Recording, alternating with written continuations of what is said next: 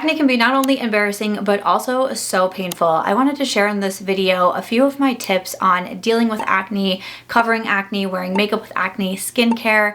I did a video recently on makeup tips that I wish I knew sooner, and I included a few acne related ones in there, and I got so many comments on people saying they wanted to see a full video on acne. I have not been a stranger to the acne journey. I have struggled for several years, especially dealing with a lot of times with extremely harsh hormonal breakouts where my skin was almost entirely inflamed every single day. And I really learned a lot about skincare, about the emotions of dealing with acne, and also wearing makeup and wanting to cover it. So I know that even though acne is such a common thing, and especially women can really struggle with it, it is still something that we publicly shame people for and look downly upon when they do struggle with their acne. So I hope this video kind of normalizes that it is a common thing, some tips and tricks to get through it or to at least cover your acne, and I hope that you find it helpful. But I want to jump into the first tip right away, and that is less is more. Less is more when it comes to covering acne. And this was something that took me quite some time to figure out for myself. When I first really started to struggle with acne, I thought I just need to pile as much makeup on my face, right? The more that I put on, the more that I'm going to be able to cover. And I was so unhappy with the results that I was getting because all it looked like was that I had a face full of acne that now had makeup over it.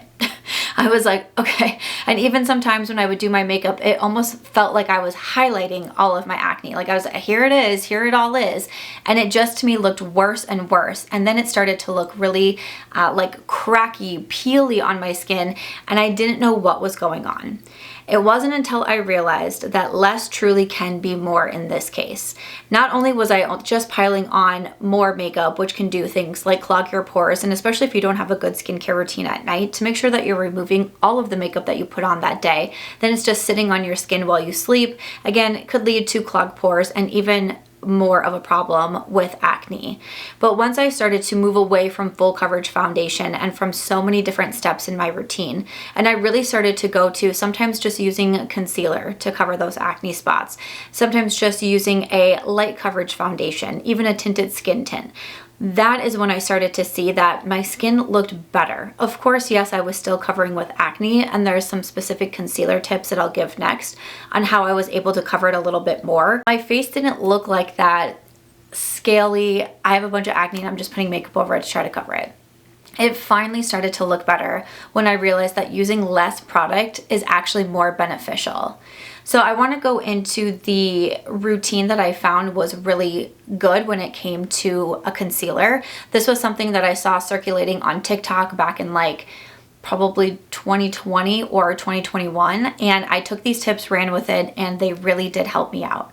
So this is how I was able to cover my acne, is I would first use some sort of sticky primer. So at the time I was using like one from e.l.f., their like gripping primer, or also one from Milk Makeup or Urban Decay. And I will link any of these that I can in my description box. So what I would do first is sometimes I would put those primers all over my face, but I will be honest, I'm not really much of a primer girl, and like I was saying, less is more. I try to put less and less on my face, but I would at least put the spots that I wanted to cover. And for me, I'm someone who dealt with hormonal acne, so I especially dealt with acne along my face, like my jawline, my chin, near my mouth, that sort of thing.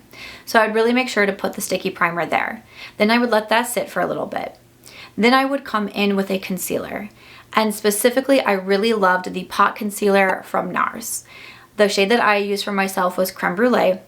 And I went through an entire little tube of this, which I understand it's not like a huge product by any means, but especially for someone with a larger makeup collection, to go through a product really showed how much I used it and how much I loved it. I also thought this was a great concealer to be able to throw in my purse, to have it on the go if I ever wanted to do any touch-ups. But after I did primer, then I would apply the concealer, and I would put it on those marks and then leave it sit, almost kind of like letting the concealer dry. Then I would actually come in with my foundation product. Like, still wouldn't blend out the concealer. I remember when I started doing this in videos and I would get comments like, oh girl, I think you forgot to blend out your concealer. That is the step that we were doing.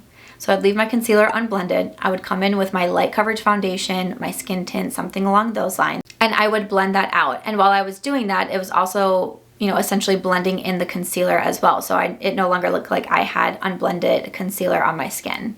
Once I was done with that, then I would go through and powder my face like normal. And that was my routine for covering my acne, and something that I found really worked for me. The combination with the sticky primer really holding onto the concealer, letting the concealer dry down. This was a tip that I mentioned in my makeup video as well, was letting some of your makeup steps sit for a while. And I mentioned concealer on the under eyes. When you apply it, let it sit for a while and then blend it out. And then let it sit for a while and then powder it to set it down. The powder, you could use a setting spray on top of it as well if you wanted to hold it in place even more. But that was the routine that I did, and that is what finally started to make me feel a little bit more confident in my makeup. And let me tell you, it definitely was a struggle because my acne pretty much came out of nowhere. I had not struggled with acne since I was a very young teenager, but during this time, I was in the process of trying to conceive, and I was on an incredible amount of hormone pills to be able to, you know, try to help me have a baby. It was essentially a journey that did not work out for me, but I can say that during that time, I really struggled. I remember even a bunch of the pill bottles would say right on there, like, can cause adult acne. And I was like, oh, great. So I had acne not all over my face, but I had it on my chest. I had it on my back. And especially being, you know, a little bit more in the public eye and making videos, and especially beauty videos, was a pretty brutal time for me because I was getting all kinds of comments like, why don't you wash your face? It's because you don't wash your makeup brushes. It's because you let your dog lick your face. Why don't you go to a dermatologist? Why don't you go on birth control? I mean, the comments were quite scathing about me. And that is one thing that I want to mention in this video, is that even though acne is very common, it typically does signify that there is some sort of issue. And a lot of times with women, it can be a hormone related issue. For me, my hormones were all out of whack because of my trying to conceive journey that I was on. But there is a variety of different reasons why people struggle with acne. And sometimes it is things that is a little bit beyond our control, or something that we just can't do anything about at that moment. I wasn't able to go on birth control because I was trying to get pregnant. I wasn't able to go on something like an Accutane because you cannot go on that if you are trying to get pregnant. So really all that I could do was sit back and wait for the time to pass. And that is my reminder, and something that I really wanted to put in this video, is that, you know, it's 2025. We shouldn't be shaming people for what they look like regardless. We shouldn't be shaming people for what they look like, for what they wear, how they want to style their hair, their makeup. That is not what we should be shaming people for these days, okay? And it is my reminder that you never actually know what someone is going through. I didn't share about my infertility journey because I didn't feel ready to at the time. And so as I'm getting hit with this barrage of comments every single day, which just made me feel worse and worse, my self-esteem was so low.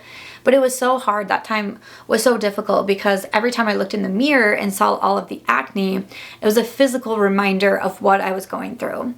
It was a physical reminder that I wasn't able to get pregnant. And it was already so mentally challenging for me. To have people online want to make me feel even worse than I already did was an extremely challenging time. And I know bullying, whether it be cyberbullying, bullying that you deal with at school or at the office that you work at, is such a difficult thing to overcome. So it was really important to me when I made this video, is that it's a reminder. When you see someone who suddenly develops acne, something could be going on. When you see someone suddenly lose weight, something could be going on. Suddenly gain weight, something could be going on. So just be friendly, be kind, because you never know what someone is struggling with. But moving over, I wanted to talk about a few ways that I was also able to try to keep my acne under control. Now again, at the time that I was in fertility treatments, there really wasn't much that I could do. There was a lot of products that I wasn't able to take, that sort of thing, right? But one thing that I found in my journey that felt really worked well for me was the ingredient benzoyl peroxide. I found this online, and I have tried a plethora of products, especially being a beauty content creator, especially winning skincare influencer of the year in 2019. Still really have no idea how that happened, but I receive a barrage of skincare on a weekly basis. And I love to try out products, but especially during the time where I was really dealing with a lot of acne flare-ups, that was not like my smartest move. But I have tried a lot of different things, products, tips, ideas, to be able to try to keep my acne at bay. Still, one thing that I always recommend is benzoyl peroxide. The product that I went out and bought is from La Roche-Posay, and this to me is something I still use to this day. If I'm having really rough breakouts, I will use it. I will travel with it, but benzoyl peroxide has been an ingredient that I feel really works for me. Of course, there are different routes that you can take. You can see a dermatologist, and I would recommend it if it's something you're able to do and you can afford to do. Seeing a dermatologist can really help you to diagnose the reason for your acne. Because again, there can be a plethora of different reasons of why you are struggling. And they can also put you on different medications. Like at one point I had a prescription for tretinoin, and I did that for a while. It's actually something I would like to look into again. But I used that right after I stopped trying to conceive. I was given a prescription for that. And I do feel like that really helped heal my acne as well. But at that time, I'm not sure if it's different anymore, but at that time you did need a prescription for it, at least for the stronger strengths. Of course, there's different ingredients like retinol that is supposed to be good for acne as well. But for me, benzoyl peroxide was the one that I really wanted to mention in this video because you can get it over the counter in brands like La Roche-Posay. It's not extremely expensive.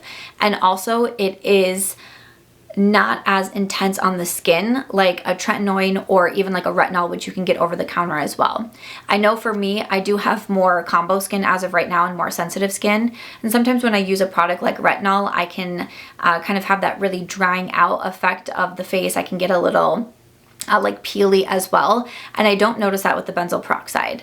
I don't use benzoyl peroxide every single day, and I don't use it all over my face. I only use benzoyl peroxide to spot conceal any breakouts that I'm currently having. So I did want to mention that as well if you want to check into a benzoyl peroxide, but this has been one ingredient. Whenever I have people text me and ask like, hey, I'm dealing with some breakouts, what would you recommend? I always send over the link to La Roche-Posay or say check out any products that have the ingredient benzoyl peroxide in it. Another thing that I really love is acne patches, and I feel like these are great, especially if you are on the go. I travel quite a bit, but acne patches, I've tried a lot of them, and I think a lot of them are good and do similar things. You can grab them from beauty stores, you can grab them from Target, but especially again, like if you're on the go, if you're on like an airplane, anything like that, to be able to stick them on and kind of draw out anything that's in. Those are kind of nice when I'm just dealing with like sporadic pop-up breakouts, but always something that you can check out is those acne patches. Speaking of skincare, one thing that I had to learn in my journey was to stop over exfoliating. This kind of goes back to the less is more. When I started to really struggle with acne, my thought was I need to like scrub my face every single day. I was exfoliating on almost a daily basis, if not every other day, and that was way too much, and it was being super harsh on my skin, and again at the same time was just doing more harm than it was good. So sometimes I like to joke that I am a reformed over exfoliator, but now, you know, I still do like to exfoliate my skin at least once a week, but there was a time where I was really going way too aggressive with it. So really looking at your skincare routine can help as well. But I also want to say that skincare is not the only thing that goes into acne. Like I said, a lot of times we're struggling with acne because of something internal. Like for me, it was the hormone medication that I was on. I was also diagnosed in 2022 with adrenal PCOS. And once I was able to get a handle on my symptoms, and PCOS is a like hormone related syndrome, once I was able to heal my hormones and get my body and inside to a good place, I noticed a considerable difference with my acne. So again, sometimes when people just say things like you need a better moisturizer, you need to exfoliate, you need to do this, that's not always the case. Food can really impact our skincare and our acne, what we're drinking, our environment, our sleep schedule, our lifestyle. There's so many other things that can come into play. So while I do think skincare is important and there's different things that we can do to set ourselves up for success, it's also not the end all be all. I am someone who always tries to recommend, if you can, and again, if you can do it, if you can afford it, hormone lab testing will really tell you so much about your body. Instead of listening to someone online go through something and you think, well, that sounds like kind of similar to me, so I'll follow the steps Samantha said. If you can do hormone lab testing and know specifically what is going on inside of your body, it can give you so much information. This was really such a game changer for me, and it's something that I now do on a yearly basis. But speaking of skincare, of course I want to recommend using an SPF. SPF is not only great in so many ways, protecting you from sun damage, but I remember reading that if you have acne or acne scarring and you go outside in the sun actually bakes the acne and acne scars into your skin. When I tell you that line still pops in my head from time to time. When I go outside, I'm like, oh, do I have my SPF on? Because I don't want to bake my acne scars into my skin. SPF is always so important. I will link some of my favorites in my description box, but do not skip this step, especially if you struggle with acne. One last tip that I want to recommend is using a green color corrector. Green is the opposite of red, so if you use a green color corrector on your skin, it can kind of help neutralize the redness that is going on. So especially if, again, a time like me where I had a lot of breakouts and a lot of inflammation and anger on my skin, green color corrector was really so helpful. One that I used a lot was from the brand Hero, and at one point I actually just bought a little travel version of it so I could have it in my purse. And sometimes even if I didn't have a concealer handy, I could just dot that green color corrector and it would instantly kind of minimize that redness. So that's definitely a route that you could look into as well. But those are some of my favorite products, some of my favorite tips, and also just some of the mindset from someone who has really struggled with acne and has been able to get my symptoms a bit more under control now these days. I still have acne flare-ups. I still have time, especially when I don't eat a balanced diet, when I'm not sleeping well, things like that. There's definitely times where it can flare up along with my PCOS symptoms, but I feel in a much more educated spot these days. And I just want to end this video with saying, if you are dealing with an acne journey for whatever reason and whatever it is you're going through, I really do feel for you, because I look back on those years and it was an incredibly painful time in my life. Not only emotionally, physically, breakouts hurt on your skin, but honestly, the emotional part of it was definitely the worst. So I hope this video was helpful to you, or maybe you can pass it on to someone who could really use this video right now and this information. Be sure to check my description box for those links, and let me know if there's any other specific makeup tips videos that you would like to see, because I would love to make them for you. Thanks for watching. I'll see you in the next one.